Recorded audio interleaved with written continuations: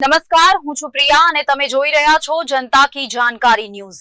નજર કરીએ આજના સમાચાર ઉપર। લખતર પંથકમાં પડેલ કમોસમી વરસાદથી ખેડૂતોના ઊભા પાકોને નુકસાન। હાલ ગુજરાતમાં હવામાન વિભાગ દ્વારા વરસાદની આગાહી કરવામાં આવી છે, ત્યારે લખતર શહેર સહિત તાલુકાના કડુ, ઓળખ, જ્યોતિપરા, વિઠ્ઠલગઢ, બાબાજીપરા સહિતના ગ્રામ્ય વિસ્તારોમાં ગઈકાલ સાંજે ભારે પવન અને ગાજવીજ સાથે ધોધમાર વરસાદ ખાબક્યો હતો।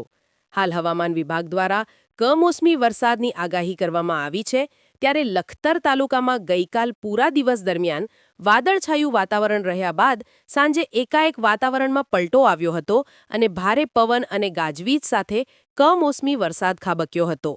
લખતર શહેર સહિત ગ્રામ્ય વિસ્તારોમાં ગઈકાલ સાંજે ધોધમાર કમોસમી વરસાદ વરસ્યો હતો, જેને કારણે ખેડૂતોને વ્યાપક પ્રમાણમાં નુકસાન થયું હોવાનું સામે આવ્યું હતું, જેને પગલે પંથકના ખેડૂતોમાં ચિંતાનો માહોલ છવાયો હતો।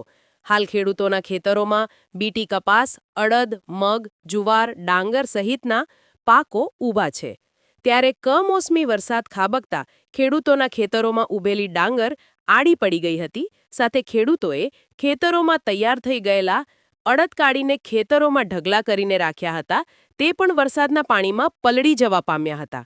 રિપોર્ટ જયેન્દ્રસિંહ ઝાલા।